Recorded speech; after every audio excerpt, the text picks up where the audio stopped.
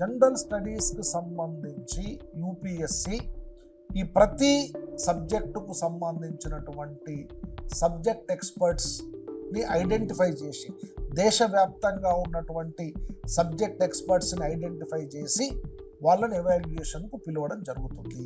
Number 1. రెండవది, ఈ subject experts అనేటటువంటి వాళ్ళు ఆ జనరల్ స్టడీస్లో, ఫర్ ఎగ్జాంపుల్ నేను GS1లో ఇండియన్ సొసైటీ ఉంది సార్, ఉదాహరణకు 2024లో దాదాపు ఒక 10 క్వశ్చన్లు ఇండియన్ సొసైటీకి సంబంధించి ఉంది.